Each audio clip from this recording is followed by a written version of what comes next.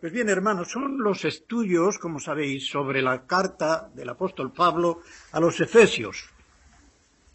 Y este estudio primero abarca los versículos 1 al 14 del capítulo primero de la carta.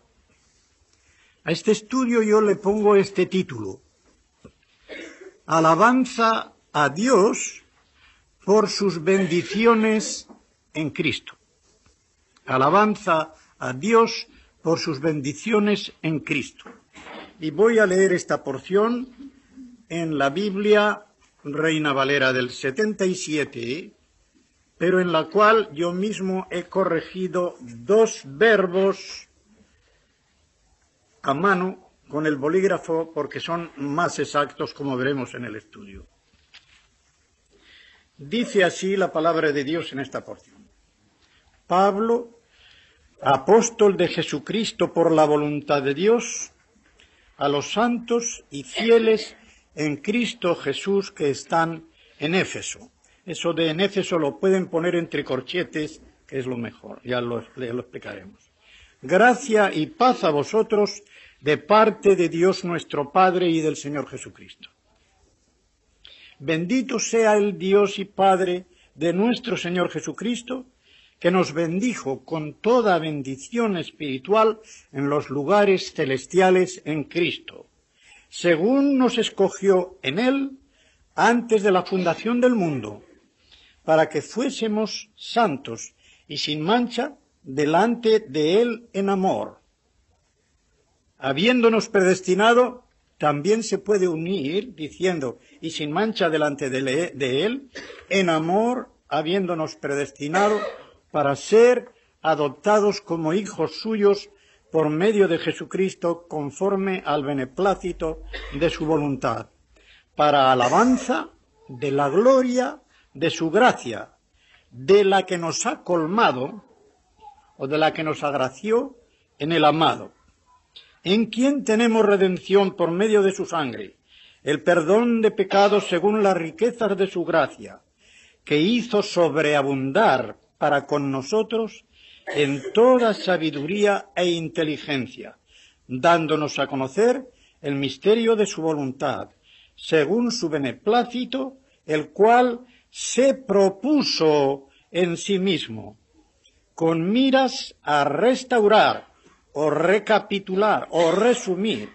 todas las cosas en Cristo en la dispensación del cumplimiento de los tiempos, tanto las que están en los cielos como las que están en la tierra, en unión con Él, en quien también hemos tenido suerte, es decir, una porción asignada por suerte, habiendo sido predestinados conforme al propósito del que efectúa todas las cosas según el designio de su voluntad, a fin de que seamos para alabanza de su gloria, nosotros los que ya antes esperábamos en Cristo, y en Él también vosotros, al oír la palabra de verdad, el evangelio de vuestra salvación, y al creer, fuisteis sellados también en Él con el Espíritu Santo de la promesa, con el Espíritu Santo prometido, es igual, el cual es las arras de nuestra herencia, con miras a la redención de la posesión adquirida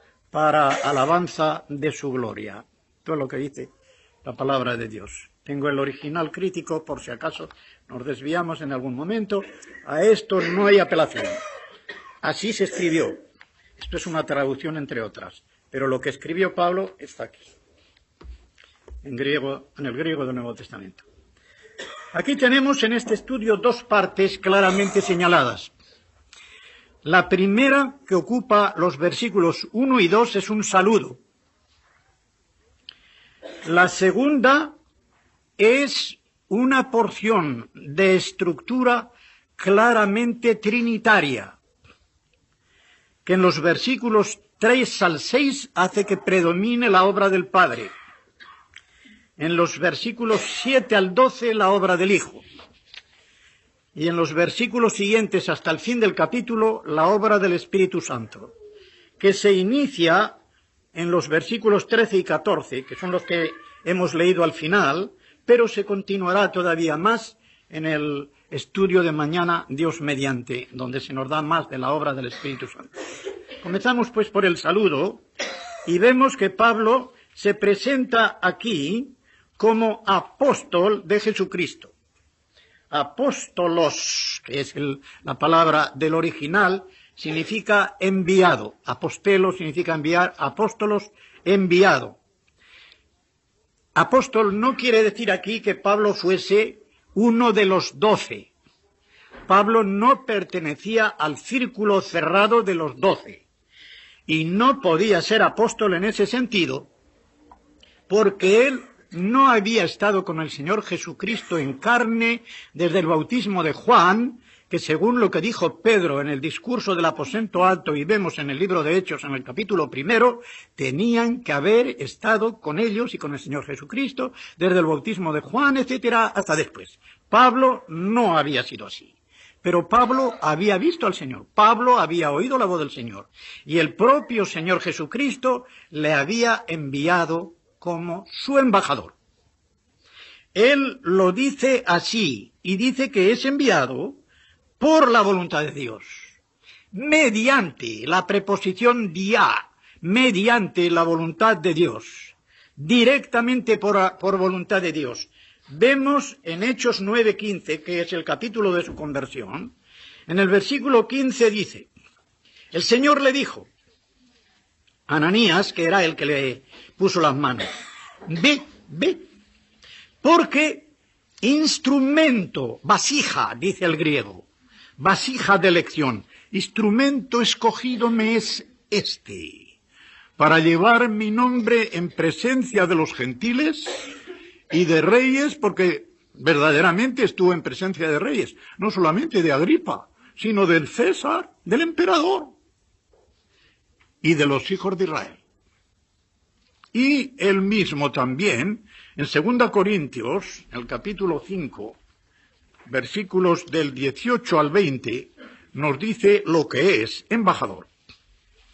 Todo proviene de Dios, quien nos reconcilió consigo mismo por medio de Cristo y nos dio a él y a todos los demás proclamadores del Evangelio el ministerio de la reconciliación, a saber, que Dios estaba en Cristo reconciliando consigo al mundo, no tomándoles en cuenta a los hombres sus transgresiones, y nos encargó a nosotros la palabra, el mensaje de la reconciliación. Así que somos embajadores en nombre de Cristo, como si Dios exhortase por medio de nosotros. Hermanos, borren el os que viene ahora.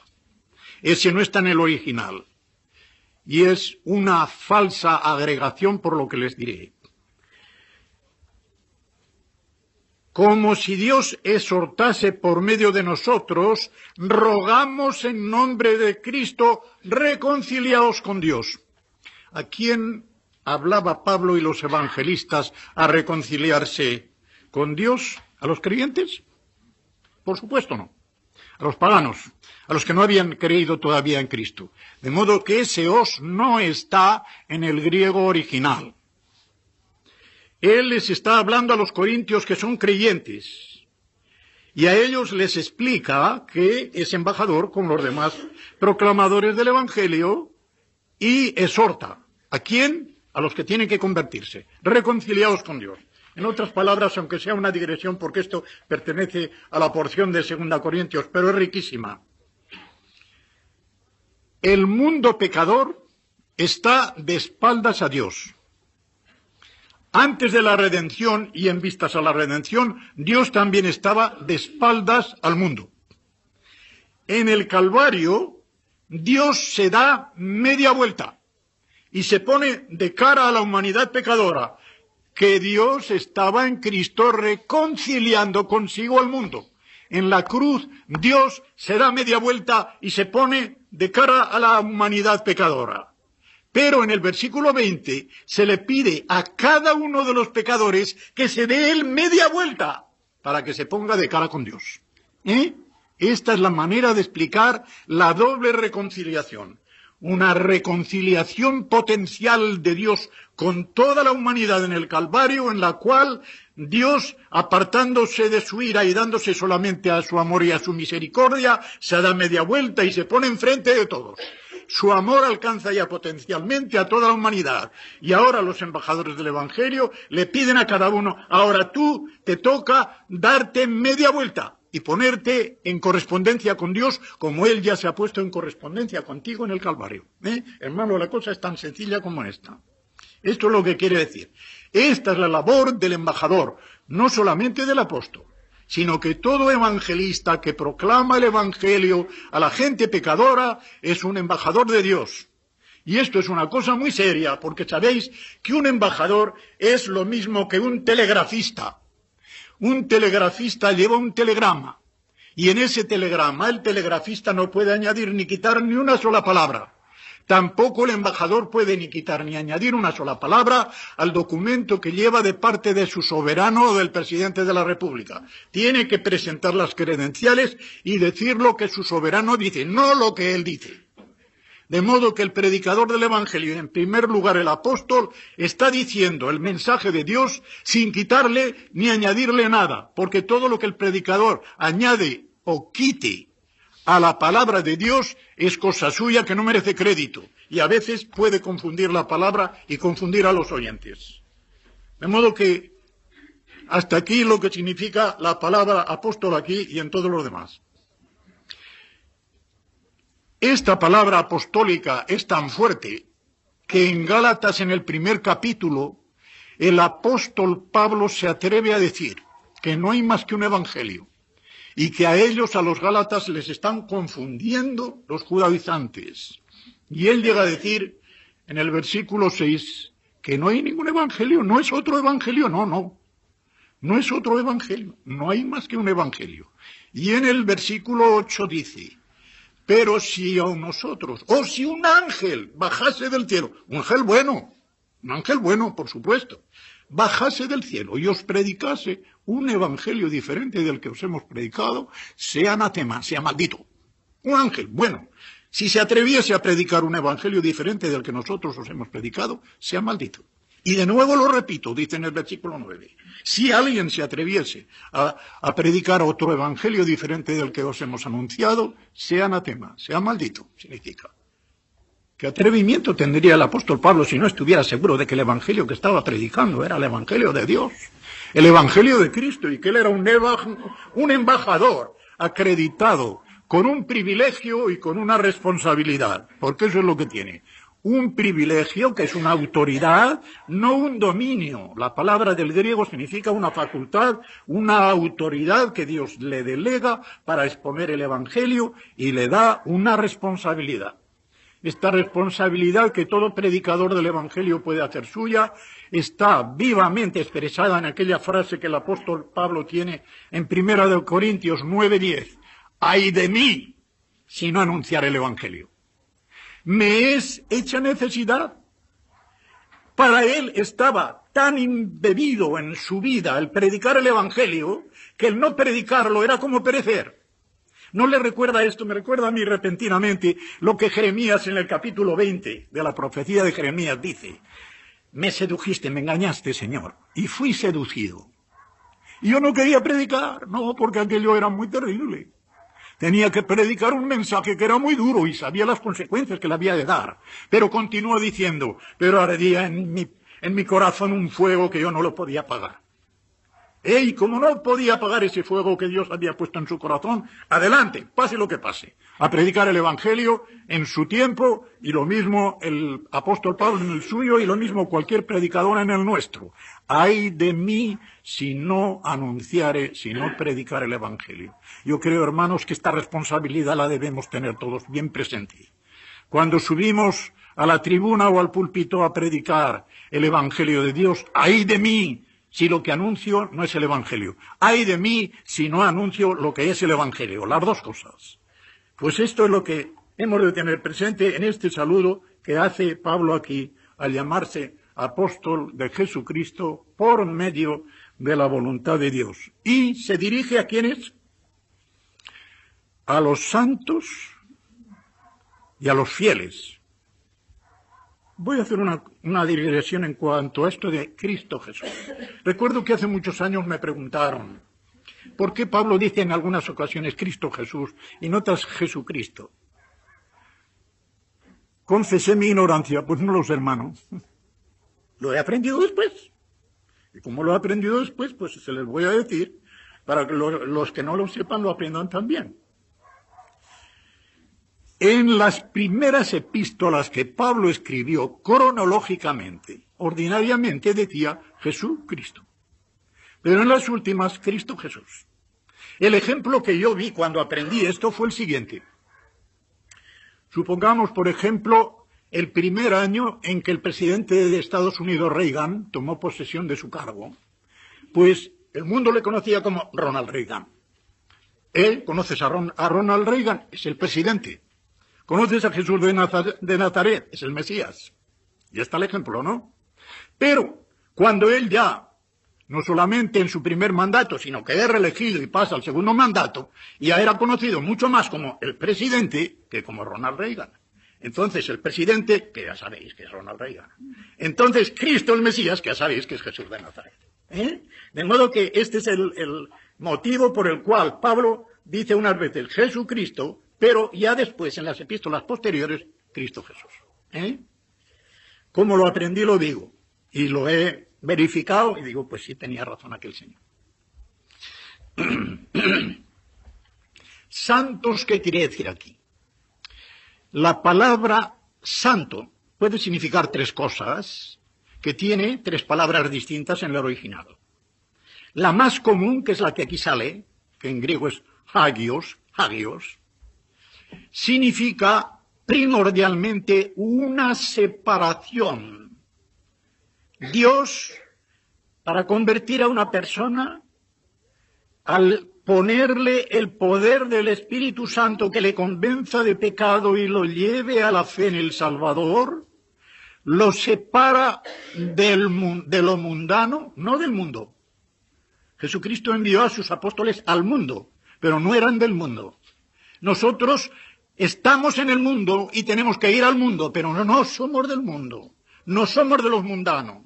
Se separa de lo mundano para entrar en el área de lo sagrado. Esta es la primera significación de esta palabra santo. A los separados para Dios, dice, y fieles, pistos. ¿Es fiel lo mismo que creyente? De hecho, así tiene que ser, pero el concepto es distinto. Yo lo expongo de la siguiente manera, corrigiendo una definición que vi, muy buena en un autor francés, a quien conocí personalmente, pero murió poco después, el pastor Millon. Decía, yo corrijo la definición que dio porque creo que está un poco mejor. Creyente es el que se fía de Dios. Pero fiel es aquel de quien Dios puede fiarse. De modo que un creyente es salvo. Todo el que cree en el Señor y se fía de Él es salvo. Pero ese creyente llega a ser fiel cuando Dios puede fiarse de Él. Esto nos ha de animar, hermanos, a que Dios se pueda fiar de nosotros. A que seamos unos creyentes fiables. Y que podamos aparecer ante el mundo como fiables, dando testimonio de la obra que el Señor ha hecho en nuestro interior. Fiables para Dios. Les he dicho al leer esta porción que pongan en corchetes en Éfeso porque falta en el original. Aquí no está en Éfeso. ¿A qué se debió esto? Hay tres interpretaciones. La primera es que, sí, efectivamente fue Éfeso, pero por alguna cosa, por alguna razón, en las copias que después se distribuyeron, se hizo este hueco. Qué raro, ¿verdad? Es bastante raro y veremos por qué. Si es así, ¿por qué no hay saludos en esta carta? Es la única carta de Pablo en la cual ni al comienzo ni al final aparecen saludos de personas ni saludos a personas. La única. Esto ya nos hace pensar. Él conocía muy bien a la iglesia de Éfeso. La conocía muy bien. Había estado mucho tiempo allí. ¿Cómo es que no puso en Éfeso? ¿Cómo es que no puso saludos? Segunda interpretación. Por lo que se dice en Colosenses 4:16, que él dice, quiero que esta carta se lea en la Odisea y que la de la Odisea se lea entre vosotros también. No conocemos ninguna carta inspirada a la Odisea. Pero dicen, es esta la de la Odisea. ¿Por qué no aparece pues en la Odisea? Una razón muy sencilla. Con lo que dijo Juan en el Apocalipsis, que había dicho el espíritu de la Odisea, una iglesia tan mala, la peor de las 7, les daba una vergüenza tan grande a los cristianos que quitaron lo de la Odisea del texto. También es raro, ¿verdad?, que se atrevieran a eso. Lo más probable, la interpretación más probable es la siguiente. Éfeso geográficamente era un centro de toda clase, económico, político, social, de toda esa parte del Asia Menor. Entonces, en vez de poner en Éfeso, se pone en limpio para que desde el centro de Éfeso, a cada una de las iglesias circundantes, llenen el nombre a la iglesia de tal, a la iglesia de cual. Y entre ellas, claro, la de Éfeso, en Éfeso. Y en la Odisea, en tal, van poniendo. Y así quedó en blanco para que a cada una de las iglesias se le pusiese su nombre en cada una de las copias. Esto es lo más probable. Y así tendríamos una carta circular, como se llama, y sin saludos. Porque cada iglesia necesitaría sus saludos. Y es una carta eminentemente doctrinal. Esto es un tratado de teología imponente. En estos 6 capítulos el apóstol Pablo trata de la cristología y de la eclesiología de una manera fabulosa, llegando después a la ética conyugal, ética familiar, ética social, y terminando con la batalla del cristiano, con toda la armadura de Dios. Es tremendamente doctrinal. El saludo que da gracia y paz. El primero es un saludo griego. Los griegos decían jaire, o como dicen modernamente, quere. Yo si saludo en griego le digo, posquerete. ¿Cómo está? Posquerete, ¿verdad? Es el saludo griego y procede de la misma raíz que charis, gracia. Y jara, gozo. De modo que va todo con un saludo de gozo. Es el mismo que se le hace a la Virgen por medio del ángel Gabriel.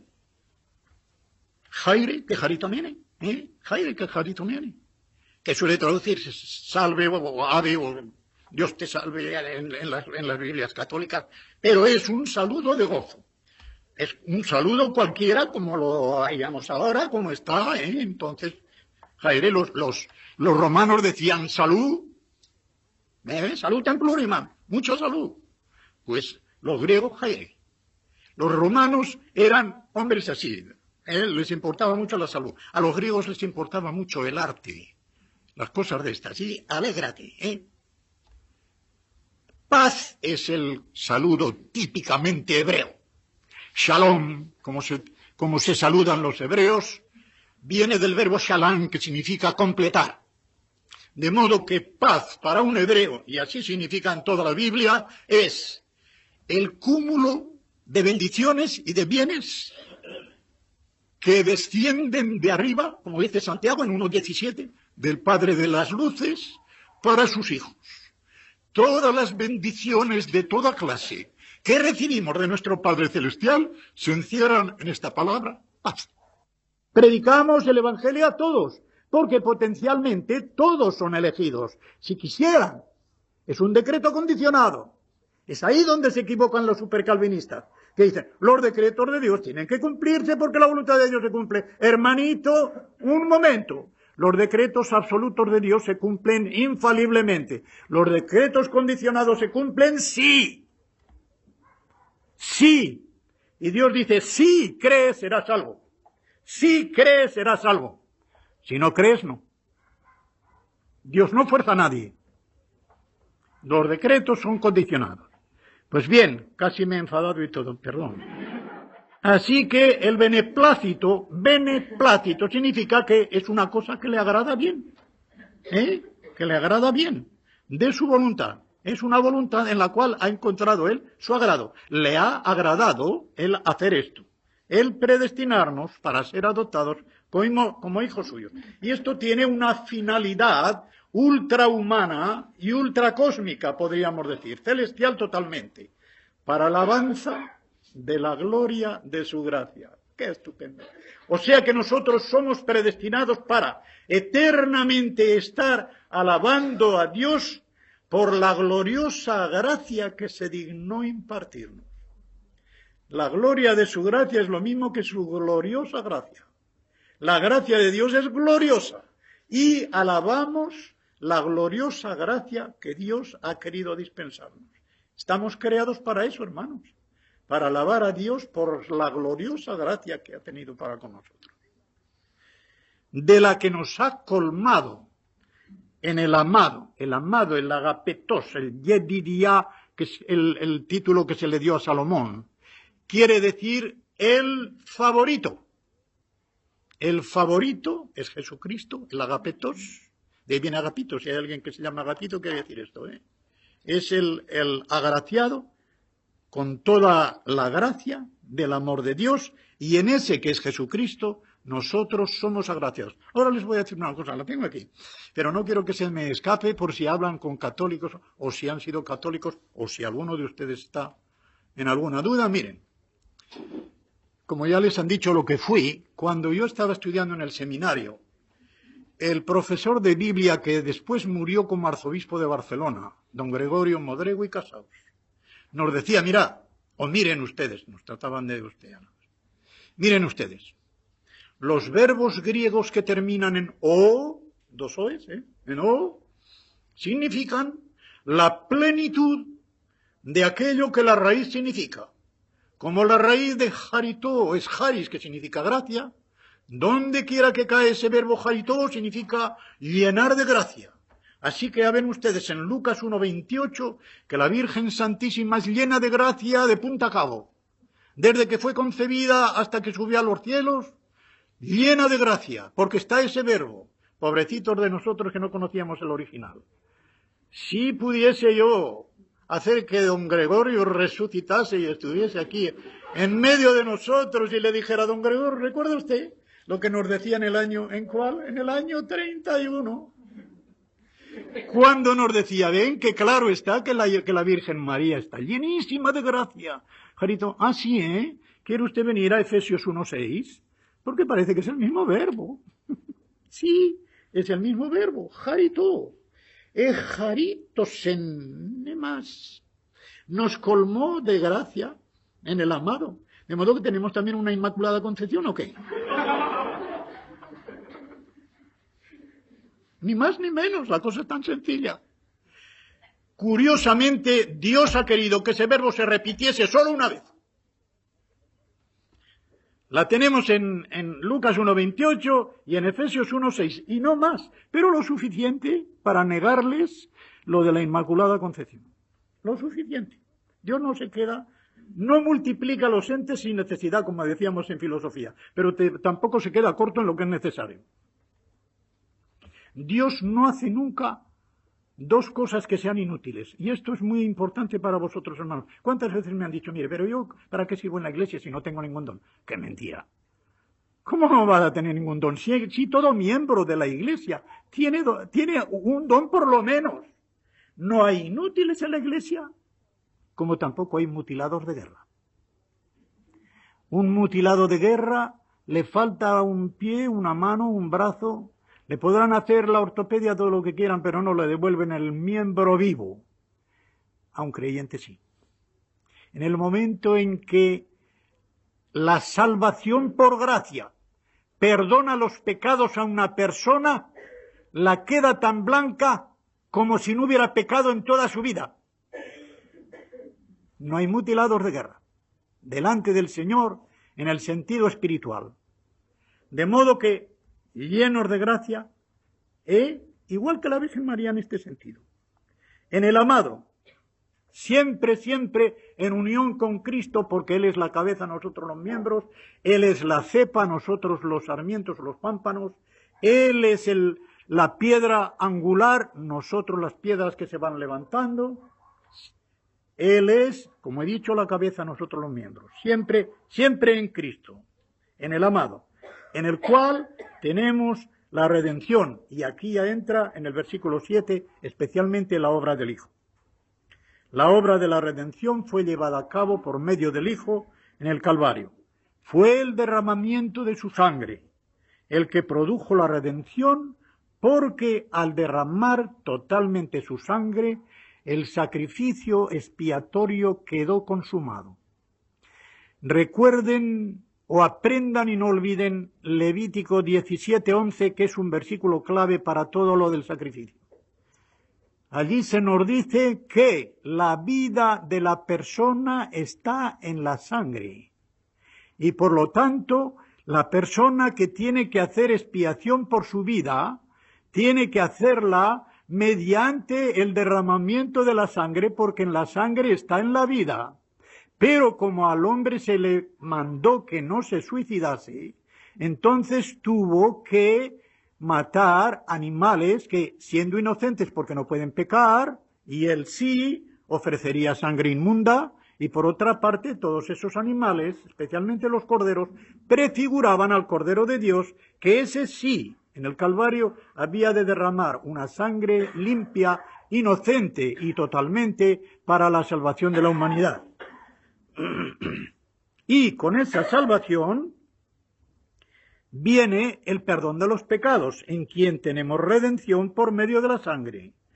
Redención, apolitrosin, da enseguida el sentido de que se paga un precio, igual que lo dice también Pedro en su primera epístola, al llegar en el capítulo 1 a los versículos 18 al 20, cuando dice: no habéis sido comprados con oro ni plata, ni otras cosas, sino con la sangre del Cordero Inmaculado. Es con la sangre del Hijo que hemos sido comprados, que hemos sido redimidos. Es el precio que se pagó para que nosotros obtuviésemos la salvación y con ello el perdón de nuestros pecados, según las riquezas de su gracia.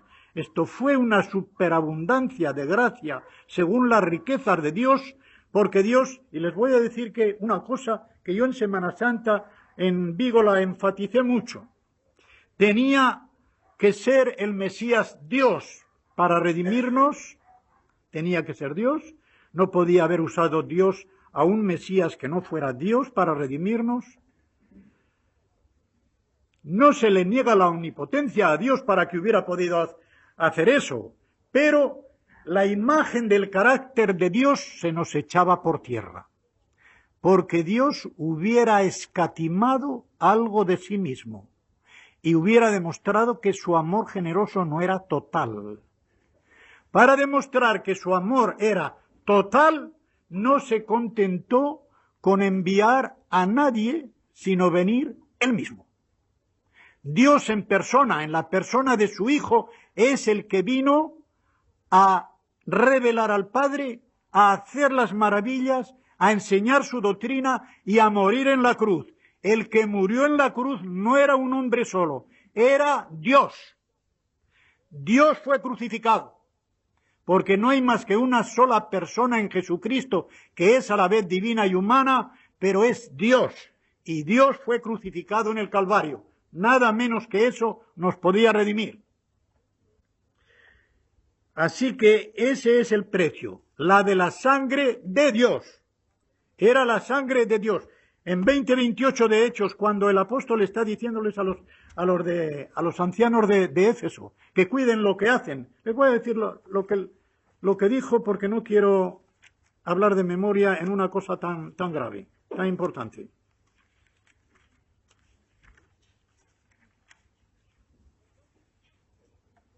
Por tanto, mirad por vosotros y por todo el rebaño en que el Espíritu Santo os ha puesto por supervisores, para apacentar la iglesia del Señor, la cual él adquirió para sí por medio de su propia sangre. Dios adquirió para sí por medio de su propia sangre. Algunos traducen por la sangre de su propio. Pero lo más adaptado parece ser por su propia sangre. Era sangre de Dios la que nos redimió. Así sobreabundó para con nosotros su gracia.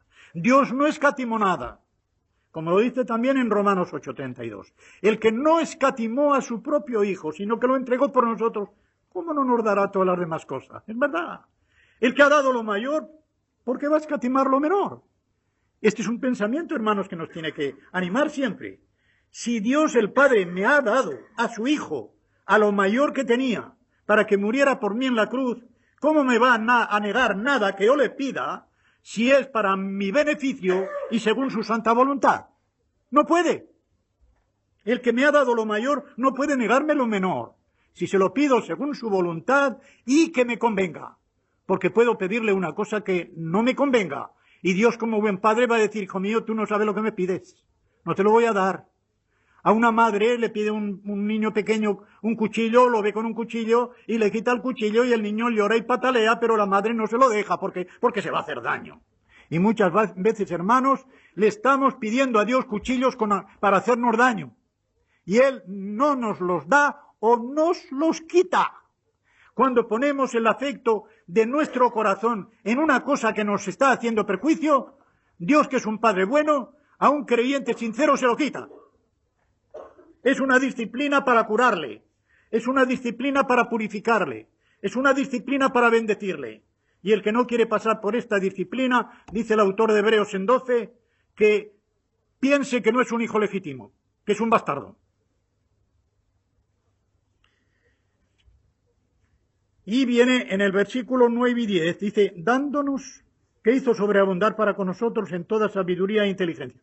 La frase que hay aquí, más que inteligencia, phronesis significa una mentalidad prudente, en la cual el sentimiento y la mente van unidas. Les digo esto porque viene del mismo verbo que sale en Filipenses 2:5, cuando dice el apóstol: tened los mismos sentimientos que había en el Señor Jesús.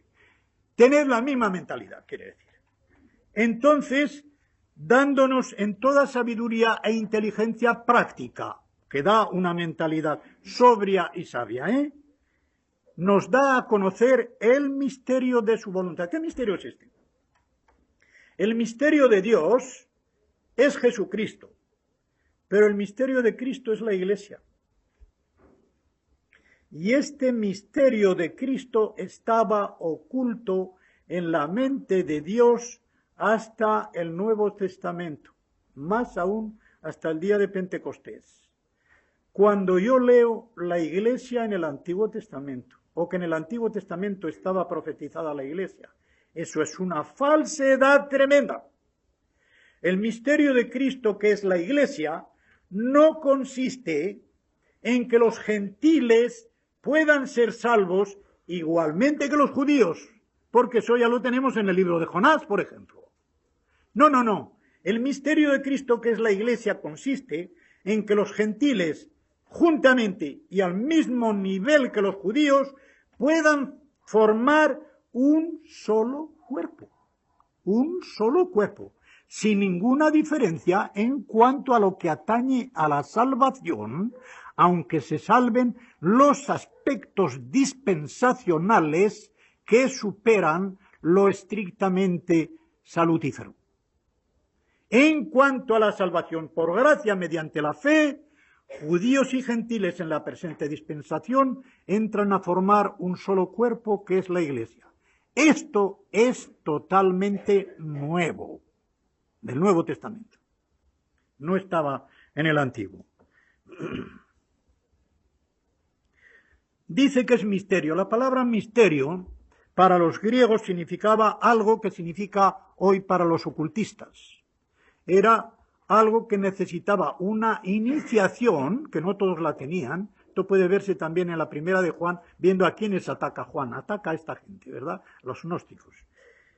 Una iniciación que se llevaba a cabo con todo secreto. Se pasaba de boca en boca, como una consigna y solo la sabían los iniciados. Los demás eran del vulgo, solo los iniciados sabían esto. Hermanos, nosotros no tenemos esto. Todos los creyentes son iniciados. Os voy a explicar, aunque haga una digresión, un versículo que puede resultar muy difícil en la primera epístola de Juan. Es el versículo 20 del capítulo 2. Vosotros tenéis la unción del Santo y sabéis todas las cosas. ¿Os ha llamado la atención alguna vez ese versículo? Y sabéis todas las cosas. ¿Y qué sabemos todas las cosas? ¿Qué quiere decir allí Juan? ¿Quiere decir que todos los creyentes saben todas las cosas? No. Quiere decir que todos y cada uno de los creyentes tienen acceso a todas las cosas que Dios ha revelado. Que no hay una barrera que diga, cuidado, esto es para los iniciados, tú no entras aquí. Tú no entras aquí. Esto es para los iniciados y esto otro para los demás.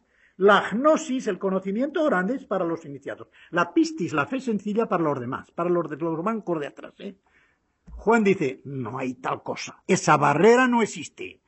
Todos vosotros tenéis acceso a las enseñanzas de Dios. Eso quiere decir vosotros conocéis todas las cosas. Es decir, potencialmente las conocéis. El creyente que no las conoce es porque es un perezoso. Es un perezoso, no penetra en ellas. Pero Dios no le pone ninguna barrera. No le dice, esto no. Esto es para fulanito y menganito, para los ancianos, para los diáconos, para los demás no, No, él dice, todos tienen acceso a estas verdades. ¿Por qué? Porque tienen la unción del Santo. ¿Qué es la unción? El Espíritu Santo. ¿Quién es el Santo? Jesucristo. Tenéis el Espíritu Santo, tenéis la unción del Santo, tenéis acceso a todas las verdades de Dios. Si no vais a ellas es porque sois perezosos. Bueno, hay quienes tienen más tiempo que otros, quienes tienen más dones que otros, quienes tienen una responsabilidad mayor que otros. Pero la palabra de Dios no niega el acceso a todo aquel que con dirección del Espíritu Santo y el estudio conveniente vaya penetrando por la palabra.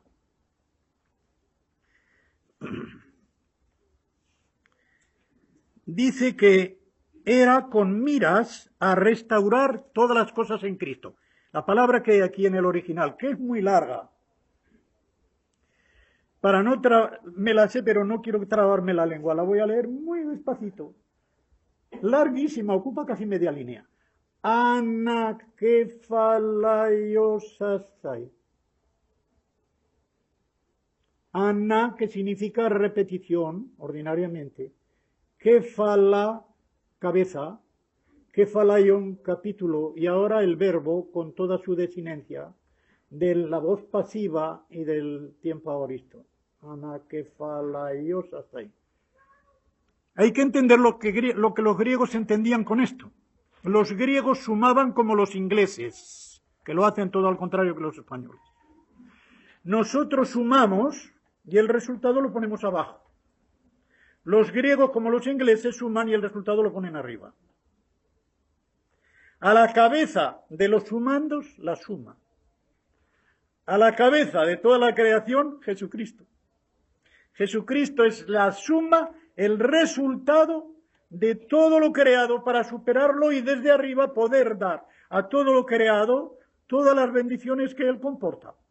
En la medida que comporta para los creyentes y en la medida que comporta para todo el resto de la creación.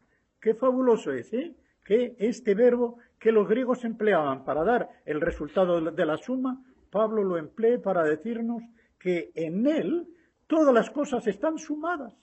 Él es el resultado de toda la suma. De modo que todo lo que haya en el universo, en el cosmos, todo lo que haya de bueno está resumido en Él. No se puede hallar ninguna cosa en el universo entero que no esté en Cristo. Él resume todo el universo y lo restaura en cuanto está de su parte. Si hay cooperación de parte de las personas humanas, para que vuelva a ser lo que fue. Un paraíso perdido que pueda ser un paraíso restaurado, como lo será al final, y lo vemos en el capítulo 21 y 22 del Apocalipsis. Y que el hombre que fue expulsado del paraíso por el pecado pueda entrar después recuperada ya toda. La salvación en un paraíso mucho mayor que el primero que Dios hizo para el hombre.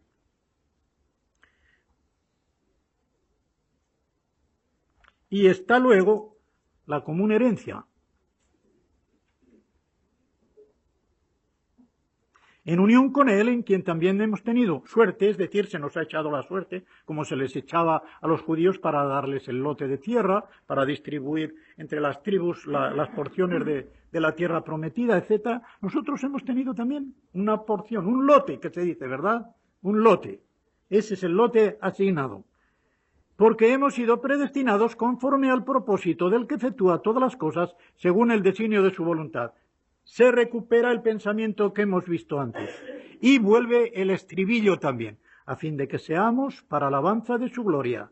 Y ahora viene la distinción, los de lejos y los de cerca, que vendrá muchas veces en los escritos de Pablo y también viene en Pedro alguna vez. Nosotros, los que ya antes esperábamos en Cristo, ¿quiénes? Los judíos. Tenían las esperanzas del Mesías, los paganos no tenían Mesías prometido. Los judíos sí. Lo que pasa es que cuando el Mesías verdadero vino, no lo reconocieron. ¿Por qué? Porque se habían hecho del Mesías un concepto extrapolado que ya no venía bien con el concepto que Dios había estatuido de lo que había de ser el Mesías. El Mesías había de venir para imponer un reinado que comenzase por lo espiritual, por de dentro y fuese hacia lo de fuera. Y ellos olvidaron lo de dentro y quisieron un Mesías que viniese a sacudirles del yugo romano, un Mesías militar y político, y aquí estoy yo y todo el mundo fuera. Y claro, Jesucristo no quiso ser ese Mesías. Ya sabéis que cuando le quisieron hacer rey, en el capítulo 6 de Juan, se escapó. No porque no fuera rey, lo confesó precisamente delante de Pilato cuando iba a morir. Pero entonces de ninguna manera, porque sabía muy bien qué clase de rey querían. ¿Qué clase de rey querían? Se escapó. Los que antes esperábamos en Cristo. Y en Él también vosotros, los que no esperabais en Cristo. Al oír, he corregido en mi propia Biblia, al oír la palabra de verdad del Evangelio de vuestra salvación, y al creer fuisteis sellados también en Él con el Espíritu Santo de la promesa. Ya he dicho esta mañana lo que era el sello, lo volveré a repetir mañana porque entramos en el Espíritu Santo, en lo del Espíritu Santo mañana. Les diré solamente un poquito de esto, pero lo que sí me interesa es esta corrección que he hecho. Esto lo aprendí, lo voy a decir, de Luis Perry-Chafer en su Teología Sistemática, y tiene una importancia que la van a ver pronto. Si traducimos habiendo oído y habiendo creído, fuisteis sellados, se da a entender que ha pasado un espacio de tiempo entre el creer y ser sellados con el Espíritu. De aquí a una confusión carismática no hay más que un paso. Creer fue una primera bendición, pero todavía pasa o puede pasar un tiempo antes de que recibas el sello del Espíritu Santo. Hermanos, esto es falso bíblicamente. La Sagrada Escritura aquí, que como en todo es correctísima, pone 3 aoristos sincronizados, en los cuales no hay más secuencia que la lógica de que al oír uno cree y es sellado. Pero esto sucede a un momento mismo. No pasa ningún tiempo entre el oír la verdad y creerla y ser sellado.